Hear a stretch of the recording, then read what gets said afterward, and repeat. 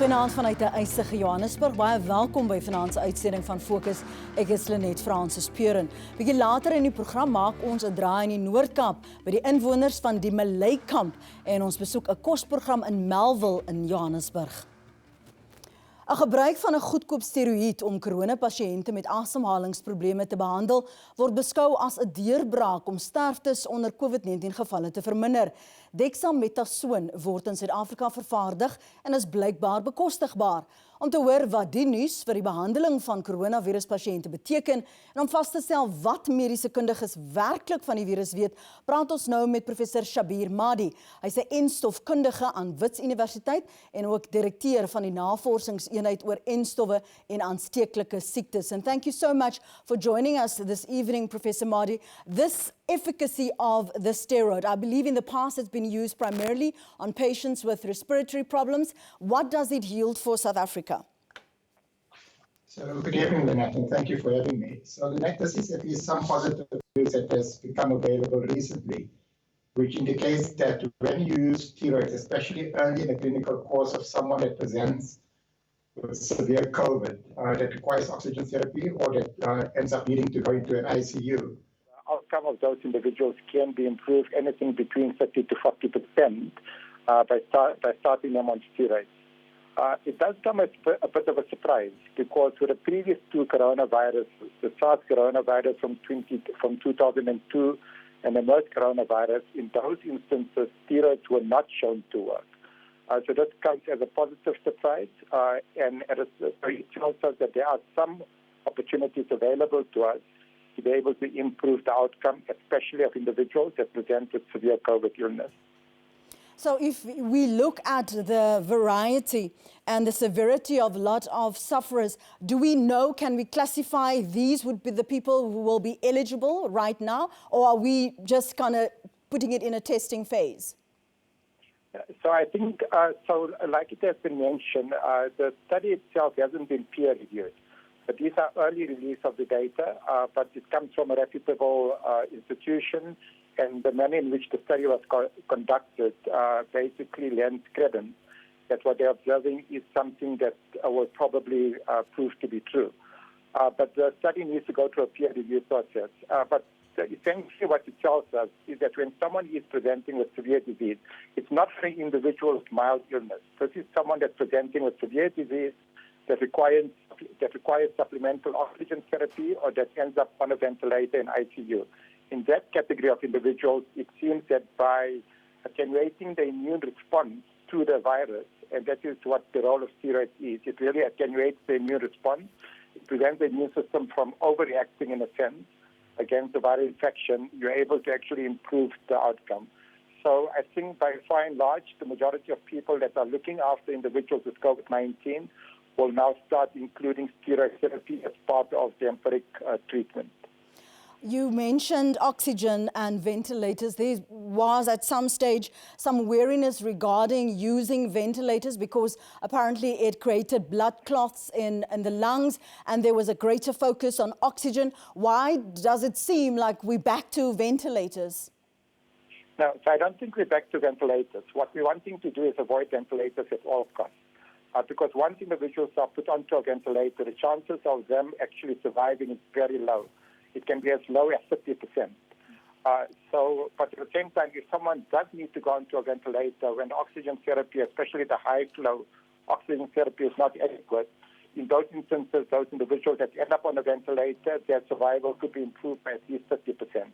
But we're not saying that we're substituting ventilators. Ventilators are not the way to go. In fact, we need to do everything that's within our ability to prevent people getting onto a ventilator.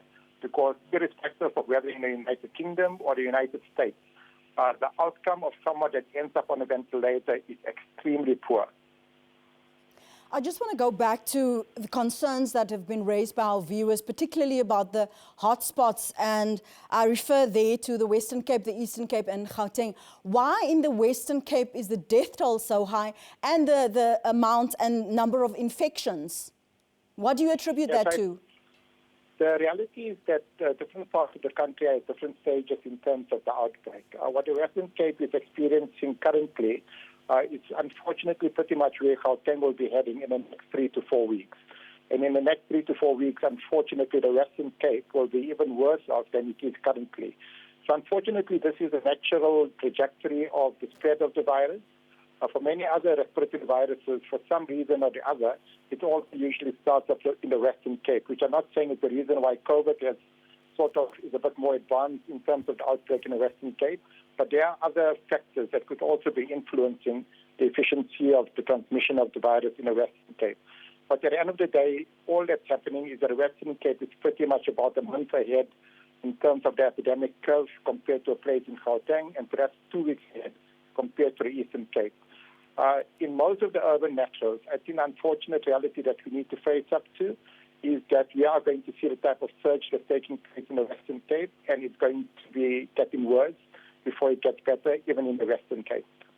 Do you trust the numbers that we are issued with on a daily basis, Professor Madhi? Because we've heard that a lot of labs are overwhelmed. We've learned that some people have to wait for tests, and literally the backlog is so vast that we're talking about 2 to 3, 4 weeks in some cases. How can we then say with absolute certainty that this is the level of where we're at in this pandemic?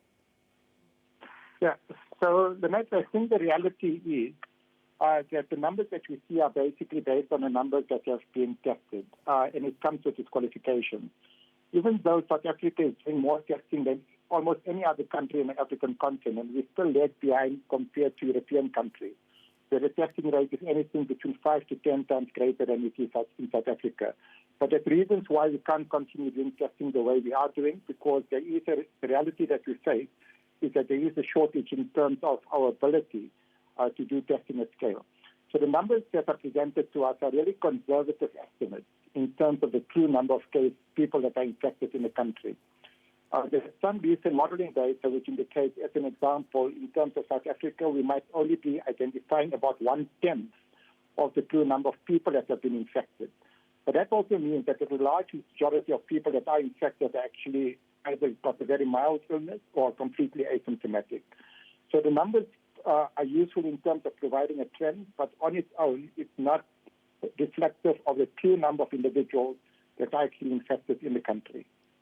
So you keep mentioning and referring to the surge. What does a surge look like for you? What can we expect, particularly with regards to the fact that we are possibly going down another level, the fact that we hear that children are urged to go back to school, that all sectors of employment needs to open up?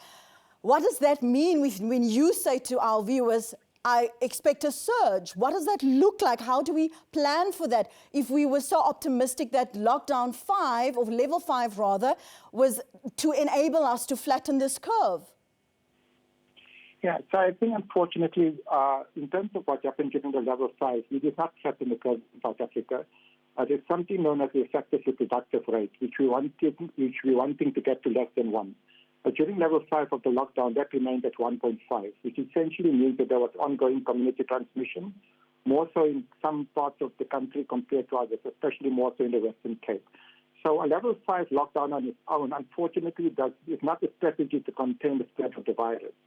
That needs to be coupled with a very aggressive testing strategy, which identifies infectious cases at an early stage, put them into isolation, identifies the contacts, and put the contacts into quarantine. Unfortunately, it is not within our abilities in terms of the limited testing capacity that we've got to follow that sort of a strategy. So irrespective of whether we're at level 5 or level 1 or level 2, the reality is that the only tools that we have available to us to slow the rate of transmission of this virus is the behavior of South Africans. It's about South Africans using the non-surgical face mask, the cloth mask. It's about South Africans avoiding overcrowded situations. It's about South Africans ensuring physical distancing and hand hygiene. Now, in the absence of that, irrespective of what level we are, there's still going to be ongoing transmission. It's really about slowing the rate of transmission, which is important in terms of allowing our healthcare facilities to be better equipped when it comes to deal with the additional cases that are going to occur. When it comes to respiratory virus, there's very few places in the world that have been successful in terms of containing the spread of the virus. including this particular respiratory virus. And even the few countries that were successful in terms of containing it, unfortunately, remain vulnerable to subsequent outbreaks. As is being currently observed in South Korea, as is being observed in Beijing, in China, as is possibly going to occur in New Zealand if they keep the borders open. So I think what we need to accept that when it comes to respiratory viruses, because of the ability of the virus to transmit between people, there's little getting away from people becoming infected, irrespective of what level of lockdown you are. It's about slowing the rate of infection that we need to focus on. So is that where we are in terms of strategy? I know in the beginning there was a lot of emphasis on building herd immunity. Where are we in this plan if it is so difficult to literally have something that you can plan for? You spoke about resources, you spoke about access, you spoke about what other countries have been doing. Where are we at in this picture if we still not have had our peak and we are in the winter months? Yeah, so Lynette, I think the important point here is that to achieve herd immunity means about 2/3 of the population needs to become infected. And for that infection to actually result in long-term immunity, which we don't know whether it's the case or not. In the place that has been worst affected up to now, which is New York City, 25% of the population were infected with the first wave of the outbreak in New York. So herd immunity is not something that's going to materialize overnight. It is something that is going to occur over a period of a number of ways. And again, another important thing that we need to unfortunately accept is that COVID-19, this pandemic, is not going to go away after 2 to 3 months. In all likelihood, South Africa and all other countries are going to be experiencing multiple waves of this outbreak, at least to the end of 2022, as long as 2022, unless we have a vaccine that becomes available, which allows us to accelerate getting to herd immunity, to a threshold where about 60 to 70% of the population develop immunity. So this is not a problem of just this winter. It's going to be a problem that's going to be with us at least for the next 2 years, unless a vaccine becomes available before then. In terms of where the next wave will come after this wave, it all depends on the behavior of South Africans. The type of non-pharmaceutical intervention I mentioned earlier are not things that we're going to be able to give up on, or things that we can sort of become complacent about at the end of September or at the end of October when this particular wave hopefully starts raining. Those interventions are going to need to remain in place for at least another 1 to 2 years. And those are some of the things which unfortunately we're not too willing to discuss, but I think that's the discussion that needs to take place. It's not going to be life back to normal at the end of October 2020. It's going to be an ongoing problem that we're going to face at least to the end of 2021. Professor Madhi, thank you so much for joining us this evening. We hope that you will be able to do so in the future as well. We appreciate your insights and your time. Net hierna verskuif ons die fokus na die Noord-Kaap en ons besoek die mense in die Malay-kamp. Bly ingeskakel.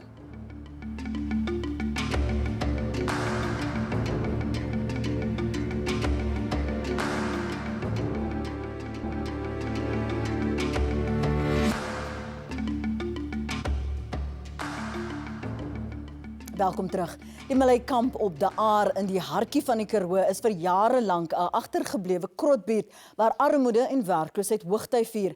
Hulse stryd om oorlewing word nou deur COVID-19 vererger. Regisseur Keith Suister het die verslag vir ons gestuur.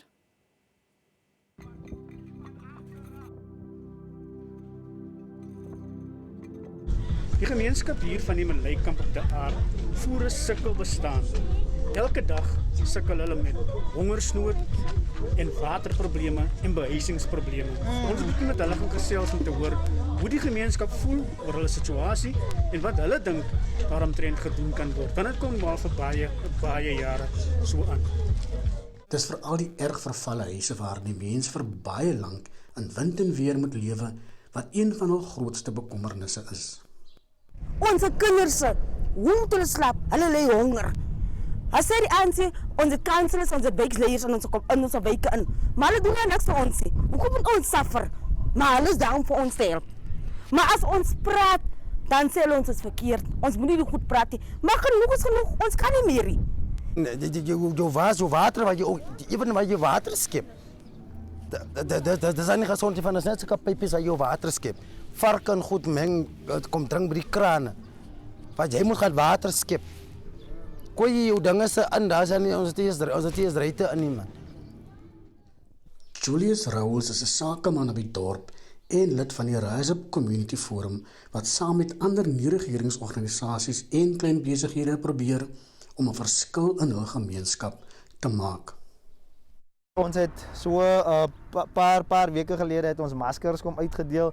Ons is nou donderdag is ons weer met ons feeding scheme besig. So donderdag ek het nou reeds met Jaffy gepraat en vir hom gesê hy moet vir my kom help dat ons donderdag hou die feeding scheme aanvat en so jou ouens soos jou TLC Love Foundation en baie ander gemeenskapsorganisasies hulle help graag om jou veral die feeding schemes. Ek meen jou mense is baie honger hier so ons help hulle om iets op die tafel te kry. Raadslid Lily van Wyk sê egter die munisipaliteit poog hard om na die belange en veral die behuisingsnood van die inwoners om te sien. Die rede hoekom ons eintlik op hierdie oomblik nou niks aan hierdie plekke kan doen nie, is omdat dit is mense se eiendom. Ons het menigte male vergadering gehou saam met hulle en hulle het gesê dat hulle die plekke sal afgee vir munisipaliteit of anders as daar mense is wat wil koop, kan die mense koop, maar hulle wil sloop. Maar wat ons gedoen het, ons het door te door gegaan, al die mense se gegevens gekry, so ver gegaan om die mense te vervoer na die departement van behuising, laat hulle moet aansoek doen vir hulle vir huise. En die huise is aan die bou. Daar aan die kant die skool by Veritas het hulle al begin, die fondasiefase is al daar, infrastruktuur is reggemaak, daar sal omtrent meer as 100 huise sal daar in die eerste fase klaar gebou word. En dan sal ons probeer om hierdie mense eerste prioriteit soos wat ons besluit het. Hulle sal eerste prioriteit kry om daai huise te kan bewoon. 'n Mens kan nou net hoop dat die behoeftes van hierdie mense eendag bevredig sal word. Ja, want ons kan beter doen. Bly ingeskakel, net hierna vertel ons meer oor 'n kosprogram in Melville hier in Johannesburg. Ons is nou terug.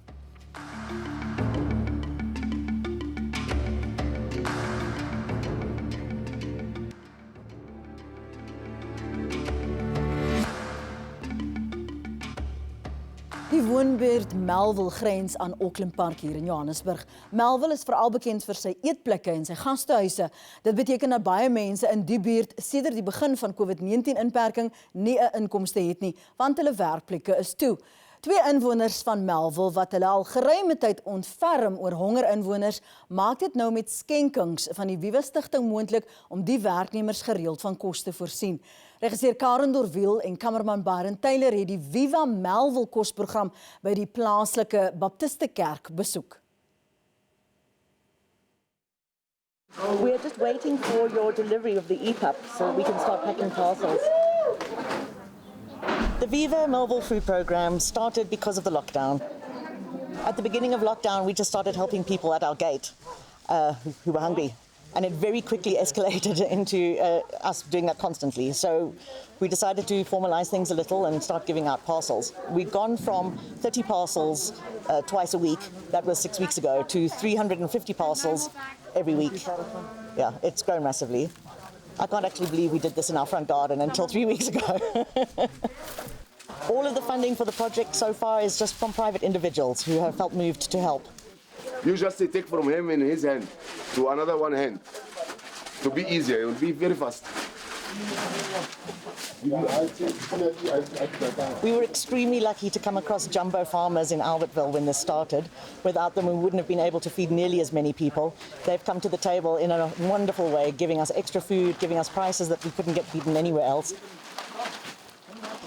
We're aiming with the parcel to try and feed a small family, 3 to 4 people, for a week. It's not luxurious, but it is nutritious. So we have maize meal, of course, and then a goodly amount of fresh vegetables, some things for flavor, some soap, your basic necessities that can keep you going for about a week. So the volunteers who are helping us are a mixed bag. They are friends of ours, and that's how it started, but it's expanded to people from this community who themselves want to give back. Some of them are themselves recipients of the food parcels, and now they put their muscle behind making sure other people get fed.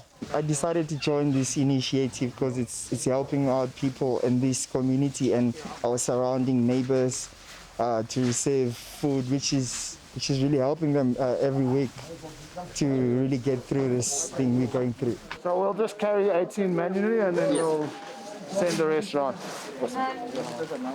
Our week starts with Monday morning early when we give out tickets to people who are looking to get a food parcel. Even if they don't receive a ticket for this week, they get a ticket for the following week. So we try and make sure that everybody who comes is served, everybody is helped. We do our ordering as well on a Monday.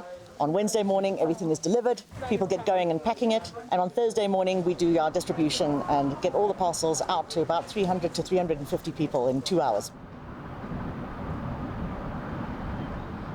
We're very careful to stick to the guidelines. We don't want to in any way be a source of a COVID-19 hotspot in our area. So we make sure that social distancing is followed properly. We actually have a security company on board as well, Beagle Watch, who are part of Melville Security Initiative, help us to keep the queue 2 meters apart as much as possible. We also have local people who've made masks, cloth masks that we give out in the queue too. So those who can't afford a mask, it's the last thing on your list when you're trying to find food. Are able to have a proper cloth mask and go away with that. And then, of course, we sanitize everybody. We make sure that their temperatures are taken before they enter the church building. There you go, sir. You can follow that lady with the blue mask. Thanks so much. The recipients for the parcels are overwhelmingly local residents. They live in Melville, Westdean, Auckland Park, Brixton, right here. People who, about half of them were unemployed anyway before this, but have now, of course, got no income coming from anywhere else, from their families. And about half of them worked in the hospitality industry and may or may not have jobs when all of this is over. After the blow that the hospitality industry received after this lockdown, it's been hard to get any work and anything else to help me out with food and the basic things that we're receiving from this initiatives. Right at the beginning of lockdown, the second time we gave out parcels, somehow word had gotten out. And just as we were finishing, we'd given the last parcel away and we were closing the gate, we saw 4 boys running down the street. And they were soaked in sweat from head to toe. And as they arrived and realized that they were too late, they just burst into tears and pretty much collapsed in front of our house. When we found out why that was, they had started walking at 4 o'clock in the morning from Orlando, Soweto, all the way to Melville. At 8 o'clock, when they realized that they were probably not going to make it, they started running. And they had been running for an hour by the time they got to us. Of course, we made a plan to help them, even though we'd given out the parcels that day. It's never just one person. There's one person picking up the parcel, but they're standing there on behalf of entire families. They're taking that food home and sharing it amongst many. Our estimate of what it takes to feed a family of 4 is, of course, hopelessly inadequate. We foresee there still being a dreadful need for months to come, because even if the restaurants and guest houses and so on go back to work in September, which is what the government is saying at the moment, the impact of people losing their jobs in this time and businesses closing is going to continue to impact our area for at least, I think, until next year. We all live together here. It's our job to make sure that our neighbours don't starve. We're not waiting for anybody else to make that difference. En vir kykers wat wil bydra tot die Viva Stichting se Melville kosprogram, plaas ons die bankbesonderhede op ons Facebook blad. Dis 'n Fokus se blad. Jy sal dit daar kry. Dis ongelukkig al vir vanaand. Ons is volgende Woensdag aand om 7 uur weer terug op ons pos. As jy vir ons 'n WhatsApp wil stuur, die nommer is op jou skerm. Dis 0799895290. Fokus word tans nie op Donderdag herhaal nie, maar is steeds beskikbaar op YouTube. Ons lees graag jou kommentaar, jou tweets en jou voorstelle. Stuur dit aan fokus@sabc.co.za. Besoek ook ons Facebook blad op Fokus, dis by Fokus SABC en dan ook op Twitter by Fokus ZA. Baie dankie vir die saamkyk. Onthou die president spreek ons omstreeks 8:00 toe vanaand op SABC 2. Gesonde, veilige week vorentoe. Sien jou dan.